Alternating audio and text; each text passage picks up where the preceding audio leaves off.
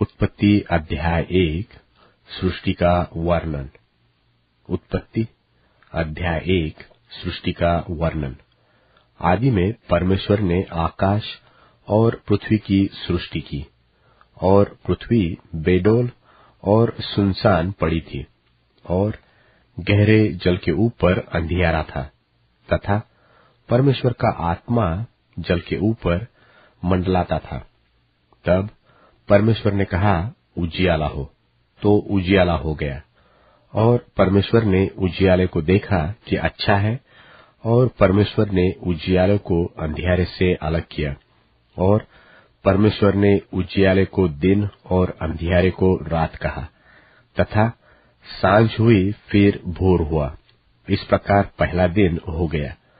फिर परमेश्वर ने कहा, जल के बीच एक ऐसा अंतर हो कि जल दो भाग हो जाए। तब परमेश्वर ने एक अंतर करके उसके नीचे के जल और ऊपर के जल को अलग कर दिया, और वैसा ही हो गया। और परमेश्वर ने उस अंतर को आकाश कहा, तथा सांझ हुई और फिर भोर हुआ। इस प्रकार दूसरा दिन हो गया। फिर परमेश्वर ने कहा, आकाश के नीचे का जल एक स्थान में इकट्ठा हो, और सूखी भूमि दिखाई दे, और वैसा ही हो गया। और परमेश्वर ने सूखी भूमि को पृथ्वी कहा, तथा जो जल इकट्ठा हुआ उसको उसने समुद्र कहा। और परमेश्वर ने देखा कि अच्छा है। फिर परमेश्वर ने कहा, पृथ्वी से हरी घास तथा बीज वाले छोटे छोटे पेड़ और फलदायी वृक्ष भी, जिनके बीज उन्हीं में एक एक की जाति के अनुसार होते हैं, पृथ्वी पर उगे, और वैसा ही हो गया। तो पृथ्वी से हरी घास और छोटे छोटे पेड़, जिनमें अपनी अपनी जाति के अनुसार बीज होता है, और फलदायी वृक्ष, जिनके बीज एक एक की जाति के अनुसार उन्हीं में होते हैं, उगे। और परमेश्वर ने देखा कि अच्छा है। तथा सांझ हुई फिर भोर हुआ। इस प्रकार तीसरा दिन हो गया। फिर परमेश्वर ने कहा, दिन को रात से अलग करने के लिए आकाश के अंतर में ज्योतियां हो, और वे चिन्हों और नियत समयों और दिनों और वर्षों के कारण हो। और वे ज्योतियां आकाश के अंतर में पृथ्वी पर प्रकाश देने वाली भी ठहरे, और वैसा ही हो गया। तब परमेश्वर ने दो बड़ी ज्योतियां बनाई। उनमें से बड़ी ज्योति को दिन पर प्रभुता करने के लिए, और छोटी ज्योति को रात पर प्रभुता करने के लिए बनाया, और तारागण को भी बनाया।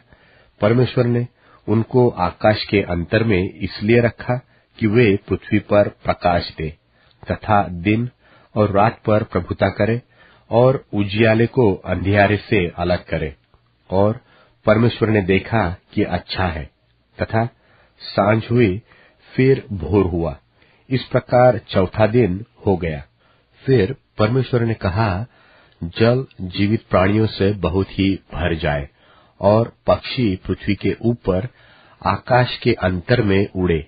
इसलिए परमेश्वर ने जाति जाति के बड़े बड़े जल जंतुओं की और उन सब जीवित प्राणियों की भी सृष्टि की, जो चलते फिरते हैं, जिनसे जल बहुत ही भर गया। और एक एक जाति के उड़ने वाले पक्षियों की भी सृष्टि की। और परमेश्वर ने देखा कि अच्छा है।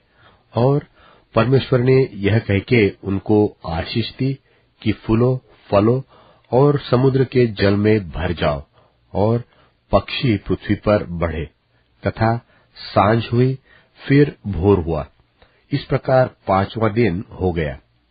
फिर परमेश्वर ने कहा, पृथ्वी से एक एक जाति के जीवित प्राणी, अर्थात घरेलू पशु और रेंगने वाले जंतु और पृथ्वी के वन पशु, जाति जाति के अनुसार उत्पन्न हो, और वैसा ही हो गया।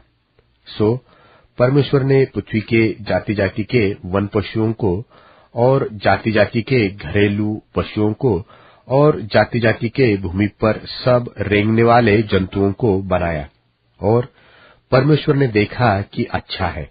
फिर परमेश्वर ने कहा, हम मनुष्यों को अपने स्वरूप के अनुसार अपनी समानता में बनाए, और वे समुद्र की मछलियों और आकाश के पक्षियों और घरेलू पशुओं और सारी पृथ्वी पर और सब रेंगने वाले जंतुओं पर जो पृथ्वी पर रेंगते हैं अधिकार रखे। तब परमेश्वर ने मनुष्य को अपने स्वरूप के अनुसार उत्पन्न किया, अपने ही स्वरूप के अनुसार परमेश्वर ने उसको उत्पन्न किया, नर और नारी करके उसने मनुष्यों की सृष्टि की। और परमेश्वर ने उनको आशीष दी और उनसे कहा, फूलो फलो और पृथ्वी में भर जाओ और उसको अपने वश में कर लो, और समुद्र की मछलियों तथा आकाश के पक्षियों और पृथ्वी पर रेंगने वाले सब जंतुओं पर अधिकार रखो। फिर परमेश्वर ने उनसे कहा, सुनो, जितने बीज वाले छोटे छोटे पेड़ सारी पृथ्वी के ऊपर हैं और जितने वृक्षों में बीज वाले फल होते हैं, वे सब मैंने तुमको दिए हैं, वे तुम्हारे भोजन के लिए है। और जितने पृथ्वी के पशु और आकाश के पक्षी और पृथ्वी पर रेंगने वाले जंतु हैं, जिनमें जीवन के प्राण हैं, उन सब के खाने के लिए मैंने सब हरे हरे छोटे पेड़ दिए हैं। और वैसा ही हो गया। तब परमेश्वर ने जो कुछ बनाया था सबको देखा, तो क्या देखा कि वह बहुत ही अच्छा है। तथा सांझ हुई, फिर भोर हुआ, इस प्रकार छठवां दिन हो गया।